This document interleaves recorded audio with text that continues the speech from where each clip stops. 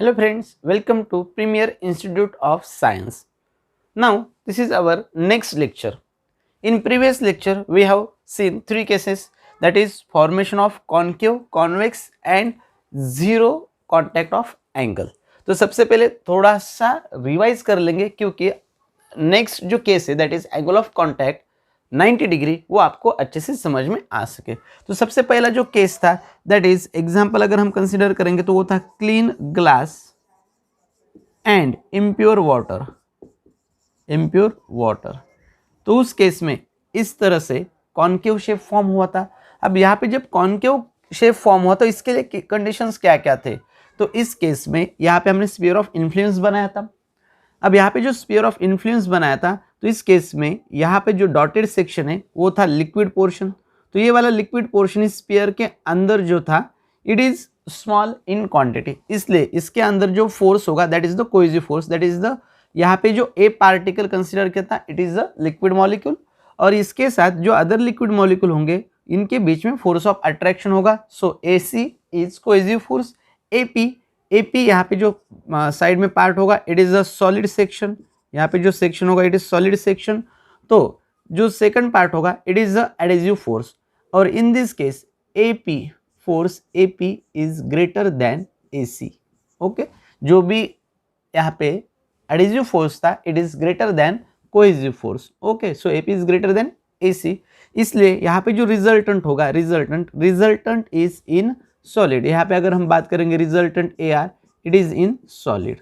Okay, and next यहाँ पे जो टेंजेंट था एटी, इस टेंजेंट एटी ने जो यहाँ पे एंगल फॉर्म किया था that is angle of contact. So angle of contact is less than 90 degree. Okay, so theta is less than 90 degree, so it form acute angle. So these are the basic steps for first case.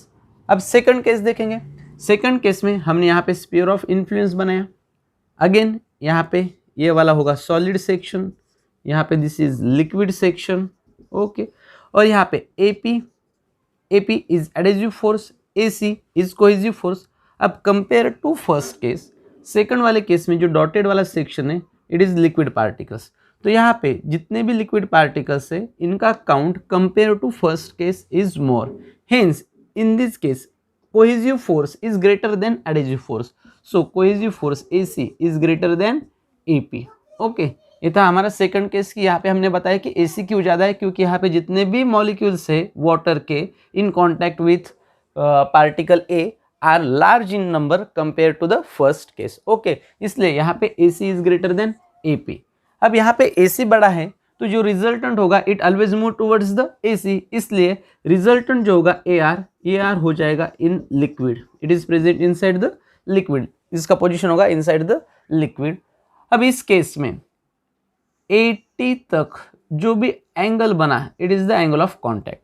सो यहाँ पे जो angle बना it is obtuse angle that is greater than 90, so theta is always greater than 90। तो इसका example क्या था, तो यहाँ पे एग्जाम्पल था clean glass with mercury and mercury that is Hg। तो ये वाला सेकंड केस था। अब थर्ड केस में देखेंगे, थर्ड केस में एंगल ऑफ कॉन्टैक्ट जो बना था which is nearly equal to the zero. अब इस केस में देखो यहाँ पे हमने पार्टिकल ए कंसीडर किया दैट इज मॉलिक्यूल ए और ये जो सर्कल था it is the sphere of influence of molecule A. अब यहाँ पे देखेंगे इस स्फीयर ऑफ इन्फ्लुएंस में जितने भी लिक्विड मॉलिक्यूल्स है they are very very less in number compare to the first and second cases. तो इसलिए यहाँ पे जो AC बनेगा that is the cohesive force वो बहुत ही छोटा होगा, that is approximately equals to zero, approximately equals to zero, या तो फिर उसका वैल्यू नियरली नहीं होगा। क्यों, क्योंकि यहाँ पे जितने भी लिक्विड मॉलिक्यूल्स है इनसाइड द स्फीयर वो इसको ज़्यादा अट्रैक्ट नहीं कर पाएंगे क्योंकि उनका काउंट क्या है कम। तो यहाँ पे जो रिजल्टेंट फोर्स बनेगा वो होगा ड्यू टू द AP, इसलिए AP equals to AR that is the resultant force. तो ये वाला केस होगा। तो इस केस में अब हमें पता है कि जो टेंजेंट होता है tangent always forming a right angle with the resultant, right angle with the resultant. यहाँ पे tangent AT and AR perpendicular to each other, in this case again AT and AR perpendicular to each other. तो यहाँ पे AR is perpendicular to this is the AT that is the tangent.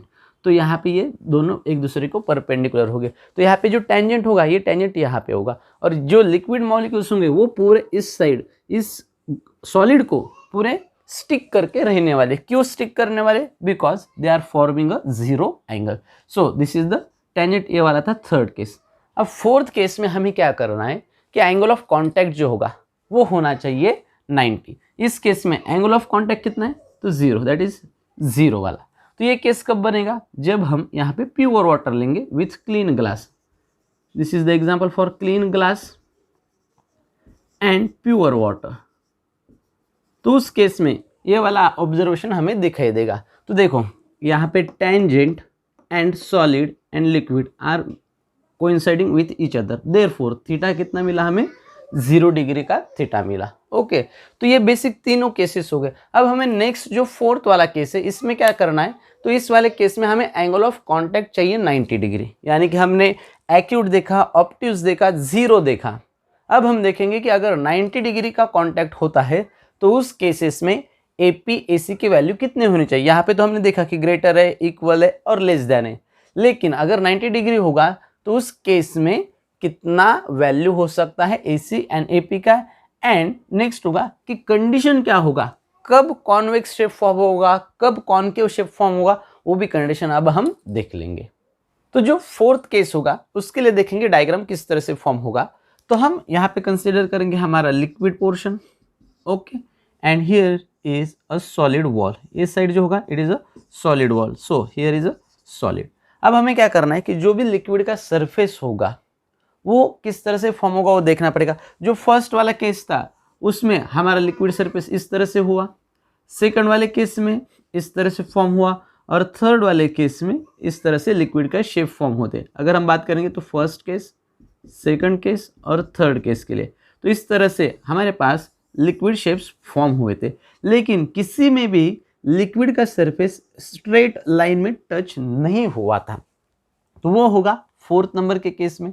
यहाँ पे हमने देखा कि liquid surface जो है वो सॉलिड के साथ स्ट्रेटली कनेक्ट हो रहा है विथ 90 डिग्री। ओके, तो ये होगा हमारा सॉलिड सरफेस। अब यहाँ पे ये अगर लिक्विड पोर्शन होगा तो यहाँ पे हम अगर मॉलिक्यूल ए कंसीडर करेंगे तो इसके अंदर आ जाएगा AC, ओके, क्योंकि अगर हमने यहाँ पे स्फीयर ऑफ इन्फ्लुएंस बनाया तो it is the 1/4 section of liquid. अब यहाँ पे जितने भी लिक्विड मॉलिक्यूल्स होंगे वो इस मॉलिक्यूल ए को अट्रैक्ट करेंगे, तो यहाँ पे जो एंगल होगा with AC that is 45 degree from solid and 45 degree from liquid. Okay, क्योंकि ये तो इक्वली यहाँ तो पूरा एग्जैक्टली 90 डिग्री का एंगल फॉर्म हुआ, इसलिए यहाँ पे जितना भी लिक्विड कांटेक्ट में आने वाला है with respect to the molecule A वो इक्वली मॉलिक्यूल ए को खींचने वाला है। इसलिए यहाँ पे जो रिजल्टेंट फोर्स होगा AC यहाँ पे वो हो जाएगा एट 45 डिग्री। अब सेकंड वाला जो होगा that is adhesive force AP, वो हो जाएगा perpendicular to the this solid. अब इन दोनों का जो रिजल्टेंट होगा तो हमने कंसीडर करना है कि एंगल ऑफ कांटेक्ट चाहिए 90 डिग्री। तो एंगल ऑफ कांटेक्ट 90 डिग्री कब होगा? जब हम रिजल्टेंट को स्ट्रेट यहाँ पे लिख लेंगे AR। जब AR इस तरह से हो जाएगा तो ये यहाँ पे टेंजेंट आ जाएगा AT, क्योंकि हमें पता है tangent and resultant force are always at right angles to each other. अगर AR हमारा इस तरह से होगा तो AT इस डायरेक्शन में हो जाएगा विच इज एट 90 डिग्री। अब देखो जो टेंजेंट है, tangent is forming an angle of 90 degree, इसलिए एंगल ऑफ कांटेक्ट कितना हुआ इस केस में? 90 डिग्री, क्योंकि जब हमारा फर्स्ट केस में इस तरह से शेप फॉर्म हुआ था तो हमारा टेंजेंट इस डायरेक्शन में था, सेकंड वाले केस में हमारा टेंजेंट इस डायरेक्शन में था, थर्ड वाले में टेंजेंट इसी डायरेक्शन में था, तो यहाँ पे जीरो एंगल बना था, it is greater than 90, it is less than 90। तो इस तरह से शेप फॉर्म होते हैं। तो थर्ड केस में किस तरह से डायग्राम होता है वो हमने बताया। Actually this is hypothetical concept. Hypothetical means it is imaginary, हमने इसको इमेजिन किया है, एक्चुअली असल में इस तरह से कोई केस है ही नहीं, लेकिन ये एक हाइपोथेटिकल केस है, दैट इज इमेजिनरी केस। तो इमेजिनरी केस कंसीडर करने के बाद हमारे पास अब पूरे एंगल्स तो फॉर्म हो गए। तो AP 90 degree, AP to AC जो टोटल एंगल हो जाएगा वो हो जाएगा 145, यानी कि अब हम देखेंगे कि यहाँ पे क्या रिलेशन बनेगा AP एंड AC, वो रिलेशन हमें फाइंड आउट करना है, क्योंकि first second and third cases में हमने उनको फाइंड आउट किया था। फर्स्ट केस जो था उसमें AP ग्रेटर देन था AC, सेकंड में AC is greater than AP and third में दोनों इक्वल थे। अब इस केस में इन दोनों फोर्सेस में क्या रिलेशन होगा बिटवीन AP एंड AC, ताकि एंगल ऑफ कॉन्टैक्ट 90 डिग्री आ सके, वो रिलेशन हमें फाइंड आउट करना है। तो वो रिलेशन हम किस तरह से फाइंड आउट करेंगे, उसके लिए एक सिंपल हम अपना जो ज्योमेट्री है वही ज्योमेट्री यूज़ करेंगे। समझो यहाँ पे पॉइंट था A, यहाँ पे P, इस डायरेक्शन में हमारा AC, यहाँ पे रिजल्टेंट R। ओके, तो मैं यहाँ पे एक पैरेललोग्राम कंप्लीट कर लूँगा इस तरह से। अब यहाँ पे जो पैरेललोग्राम कंप्लीट हुआ तो यहाँ पे होगा R, यहाँ पे होगा C। ओके, हमें पता है यहाँ तक का जो एंगल है इट इज़ 45 डिग्री, तो हम कंसिडर करने वाले ARC। Okay, we are considering ARC। तो यहाँ पे एक बेसिकली पैरेललोग्राम कंप्लीट हुआ। अगर हम पैरेललोग्राम लॉ यूज़ करेंगे जो हमने मैकेनिक्स में यूज़ किया था, उसको यूज़ करके भी हम AP एंड AC में क्या रिलेशन वो फाइंड आउट कर सकते, लेकिन उससे भी सिंपल होगा अगर हम सिर्फ ट्राइंगल देखेंगे। तो देखो in triangle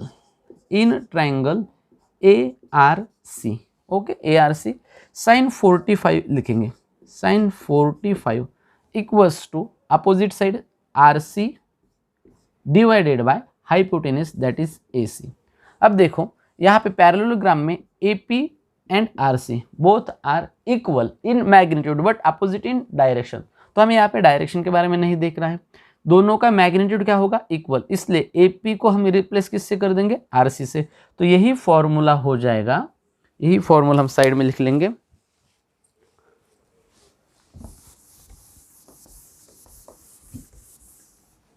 Then same formula becomes sin 45 equals to AP divided by AC। Okay, अब हमें AP AC मिला और हमें रिलेशन उन्हीं दोनों में देना है, तो यहाँ पे AC sin 45 equals to becomes AP। Okay, अब sin 45 का वैल्यू पता है 1/√2, so AC divided by √2 equals to AP। So this is the condition, this is the condition for angle of contact becomes 90 degree. तो ये basic condition है कि अगर angle of contact 90 degree आता है तो उसके लिए AC एंड AP में जो रिलेशन होगा that is AC √2 equals to AP। तो so this is the basic condition. अगर इफ AP बड़ा होता है, AP is greater than AC by √2, तो क्या शेप फॉर्म होगा, तो उस कंडीशन में हमें जो शेप मिलने वाला है इट इज कॉनकेव शेप, और यहाँ पे जो एंगल फॉर्म होगा it is acute angle. And again these liquids generally wets the solids. Okay, तो ये कंडीशन आ गया। अब सेकंड, अगर AP लेस देन रहा AC √2, तो उस केस में हमारा जो शेप होगा वो हो जाएगा कॉन्वेक्स शेप, और उस केस में हमें जो एंगल मिलेगा that is the obtuse angle. और थर्ड केस, अगर दोनों इक्वल रहे, जो कि पॉसिबल नहीं होता मोस्ट ऑफ द टाइम, तो उस केस में एंगल ऑफ कॉन्टैक्ट होगा 90 degree. Okay, so this are the condition. And again AC अगर इक्वल्स टू 0 रहा तो उस केस में सिर्फ रहेगा AP, और उस केस में एंगल ऑफ कॉन्टैक्ट हो जाएगा 0 डिग्री। तो हमने 4 केसेस पढ़ लिए। फर्स्ट, क्या एंगल ऑफ कॉन्टैक्ट कब 90 डिग्री से लेस होगा, सेकंड कब 90 डिग्री से ज़्यादा होगा, थर्ड 0 डिग्री कब होगा, एंड फाइनली ये 90 डिग्री रहा तो क्या होगा। So these are the basic conditions. Most important is fourth one because it is imaginary conditions. Now next point is shape of liquid drop on solid. जब भी कोई सॉलिड होता है, उस सॉलिड के ऊपर अगर हम लिक्विड का ड्रॉप इंसर्ट कर देंगे तो उस लिक्विड के ड्रॉप का एक स्पेसिफिक शेप होता है। Most of the liquid spreads while some liquid get contracted when put on a solid surface। तो अब देखेंगे कि ये शेप्स क्यों फॉर्म हो रहा है। अगर हम फर्स्ट शेप की बात करेंगे तो यहाँ पे ये लिक्विड स्प्रेड हुआ, और यहाँ पे ये लिक्विड स्प्रेड नहीं हुआ बल्कि वो कॉन्ट्रैक्ट होने की कोशिश कर रहा है। बेसिकली अब हमें पता है कि किसी भी लिक्विड सॉलिड की प्रॉपर्टी होता है कि उसका एरिया कम से कम रखा जाए, और वो एरिया कब कम होगा, जब सरफेस टेंशन कम होगा, यानी कि वो खुद की पोटेंशियल एनर्जी कम कर लेगा। तो इस केसेस में हमने जो फेनोमेनन देख रहे हैं कि लिक्विड ड्रॉप को जब भी हम किसी सॉलिड के ऊपर पुट करते हैं तो उसका जो शेप होता है वो दो फैक्टर्स के ऊपर डिपेंड होगा। वहाँ पे जो सरफेस टेंशन होगा उस सरफेस टेंशन के ऊपर, and second angle of contact, angle of contact. तो इन दो फैक्टर्स के ऊपर डिपेंड होगा कि लिक्विड स्प्रेड होगा या नहीं होगा। अब सरफेस टेंशन की बात जब करेंगे तो इसके लिए हमें 3 पेयर्स कंसीडर करने पड़ेंगे, क्योंकि जब भी हम सरफेस टेंशन फाइंड आउट करने वाले it is between solid liquid, solid liquid का सरफेस टेंशन की वजह से जो फोर्स प्रोड्यूस होगा वो हमें कंसीडर करना पड़ेगा। Second force which is produce due to the solid and air, and third होगा बिटवीन एयर एंड लिक्विड। तो हमें 3 इंटरफेसेस कंसीडर करने पड़ेंगे, यानी कि हमें एक ऐसा पॉइंट कंसीडर करना है जो सॉलिड लिक्विड एंड एयर तीनों के कांटेक्ट में होगा, और वहाँ पे इन तीनों इंटरफेसेस की वजह से जो भी फोर्सेस प्रोड्यूस होने वाले, यहाँ पे 3 सरफेस टेंशन हो गए, इन सरफेस टेंशन की वजह से जो भी फोर्स प्रोड्यूस होगा उसका डायरेक्शन देखना पड़ेगा। तो अब हम बेसिकली एक डायग्राम बनाएंगे कि जिसके अंदर हम ये तीनों इंटरफेसेस दिखा सके, और फिर हमें समझ में आएगा कि किस तरह से शेप फॉर्म होने वाला है। ओके, सो फर्स्ट हम यहाँ पे कंसीडर करेंगे एक solid. Okay, so this is the solid. यहाँ पे एक लिक्विड का ड्रॉप कंसीडर करने वाले, सो इट इज लिक्विड, और ये वाला पोर्शन जो होगा इट इज एयर। ओके, तो हमने तीनों फेजेस कंसीडर कर लिए। अब ऐसा पॉइंट कि जो तीनों के कांटेक्ट में होगा दैट इज हियर। ओके, सो अब देखो यहाँ पे फर्स्ट इंटरफेस कंसीडर करेंगे solid liquid. So solid and liquid का जहाँ पे कांटेक्ट हो रहा है वहाँ पे एक टेंजेंट बनाना है। So here is the tangent between solid and liquid, it is known as T1। Okay, तो ये टेंजेंट के वजह से जो फोर्स प्रोड्यूस होगा इस डायरेक्शन में that is the force T1। Okay, अब सेकंड फोर्स कंसीडर करेंगे बिटवीन सॉलिड एंड एयर। तो सॉलिड एंड एयर का यहाँ पे कांटेक्ट हुआ इस पॉइंट के साथ, तो इस डायरेक्शन में जो फोर्स होगा it is considered as T2। अब लिक्विड एंड एयर इनका कांटेक्ट जो हो रहा है यहाँ पे एक टेंजेंशियल फोर्स बनेगा, और यहाँ पे जो टेंजेंशियल फोर्स होगा it is considered as T3। तो हमने 3 फोर्सेस को कंसिडर किया, T1, T3 एंड T2। अब यहाँ पे T3 इस हॉरिजॉन्टल के साथ कुछ एंगल बनाने वाला है that is the theta. Suppose consider करो यहाँ पे जो एंगल फॉर्म हुआ इट इज थीटा। अब हम देखेंगे कि ये शेप कब फॉर्म होगा, एंड अनदर शेप जो देखा था हमने that is the spherical shape, that is it forms a drop, वो कब फॉर्म होगा। अब देखो यहाँ पे हमने 3 फोर्सेस कंसीडर कर लिए, T1, T2 एंड T3। अब यहाँ पे T1 and T2 are the horizontal forces, but T3 is inclined force, so we can resolve this T3 in 2 parts। अब इस T3 को 2 पार्ट में स्प्लिट कर देंगे, एक along the horizontal and another which is perpendicular to the horizontal। तो यहाँ पे एंगल T3 बना था, तो इस साइड जो फोर्स जाएगा वो हो जाएगा T3 cos थीटा, और ये वाला डायरेक्शन हो जाएगा T3 sin थीटा। अब हमें यहाँ पे एक इक्वेशन फाइंड आउट करना होगा, जिससे हम यहाँ पे एक इक्वेशन बनाएंगे। तो देखो T3 cos theta and T1 have same direction, so we can write T2 equals to T1 plus T3 cos theta। Okay, so therefore T3 cos theta equals to T2 minus T1। Okay, T2 minus T1, therefore cos theta equals to T2 minus T1 divided by T3। तो एक basic formula हो गया। अब देखो यहाँ से हम कुछ लॉजिक्स लगा सकते हैं। अगर cos थीटा का वैल्यू लेस देन 1 आता है तो ये लेस देन 1 कब पॉसिबल होगा। नाउ फर्स्ट केस कंसिडर करेंगे, इफ यहाँ पे T2 is greater than T1, T2 is greater than T1, यानी कि ये सब्सट्रैक्शन पॉजिटिव आ जाएगा, and T2 minus T1 is less than T3, यानी कि डिवाइडेशन जो होगा it is less than 1, division less than 1 आया, क्योंकि 1 से ज़्यादा तो डिवाइडेशन आ ही नहीं सकता, उससे कम ही रखना होगा हमें। सो यहाँ पे जो cos थीटा हमें मिलेगा, cos थीटा यहाँ पे मिल जाएगा positive, so cos theta is positive, इस केस में cos थीटा जो होगा वो पॉजिटिव मिलेगा, एंड थीटा जो होगा theta is less than 90 degree. So ये कंडीशन हो जाएगा एक्यूट एंगल फॉर्मेशन के लिए, कि एक्यूट एंगल कब बनेगा, उसके लिए जो कंडीशन होगा that is T2 minus T1 divided by 3, in which T2 is greater than T1 and T2 minus T1 is less than T3। अब सेकंड केस कंसिडर करेंगे, इफ अगर ये T1, यहाँ पे जो राउंड में T1 है, ये T1 बड़ा होता है, जैसे ही T1 T2 से बड़ा हो जाएगा तो आंसर किस में चले जाने वाला है, नेगेटिव में। सो अब ये हो गया फर्स्ट कंडीशन। अब इसके अंदर हम सेकंड कंडीशन कंसिडर करेंगे, and T1 minus T2 is less than T3। Okay, वो अगेन 0 पॉइंट में आंसर आएगा, लेकिन क्या होगा, निगेटिव आएगा, इसलिए यहाँ पे cos थीटा इज निगेटिव। अब cos थीटा निगेटिव है, इसका मतलब यहाँ पे जो भी एंगल बना ये ग्रेटर देन 90 होगा, सो ऑब्ट्यूस एंगल फॉर्म होगा।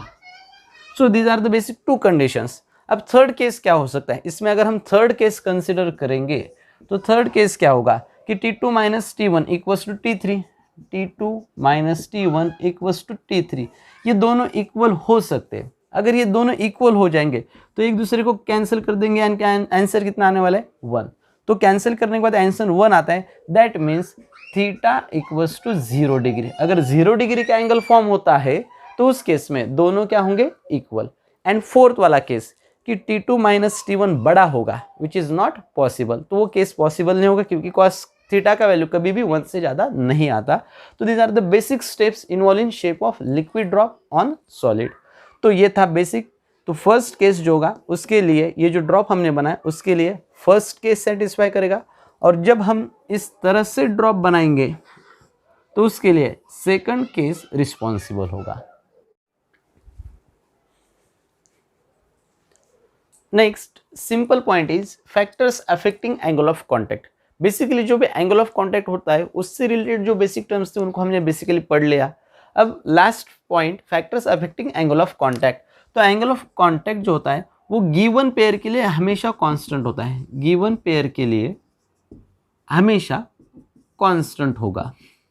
अब ये गिवन पेयर क्या होगा, अब अगर बात करेंगे क्लीन ग्लास, यहाँ पे हम बात करने वाले क्लीन ग्लास एंड प्योर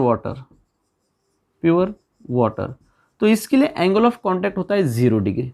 उसी तरह से अगर हम बात करेंगे clean glass and mercury Hg, तो इसके लिए एंगल ऑफ कांटेक्ट होता है 140 डिग्री। ठीक है, तो these are the fix values for angle of contact. लेकिन ये वैल्यूज कब चेंज हो गए, अगर आप इस वाटर में कुछ इम्प्यूरिटी ऐड करते हो, इम्प्यूरिटी, ओके, कोई भी सब्सटेंस उस वाटर में अगर ऐड करते हो या तो फिर मर्क्यूरी में, तो ये एंगल चेंज हो जाएगा। यानी कि अगर आपको एंगल ऑफ कांटेक्ट को चेंज करना है तो आपको उसके अंदर कुछ इम्प्यूरिटी ऐड करना पड़ेगा, जिसकी वजह से एंगल ऑफ कांटेक्ट चेंज हो जाएगा। अब ये था फर्स्ट फैक्टर। अब देखेंगे सेकंड फैक्टर। अगर आप यहाँ पे हीट प्रोवाइड करते हो, if heat is provided, heat इसका मतलब है टेम्परेचर।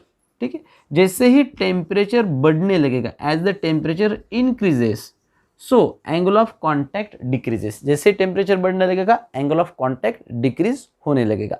सो दो फैक्टर्स है जिनके ऊपर एंगल ऑफ कांटेक्ट डिपेंड होता है। First point is impurity and second point is temperature.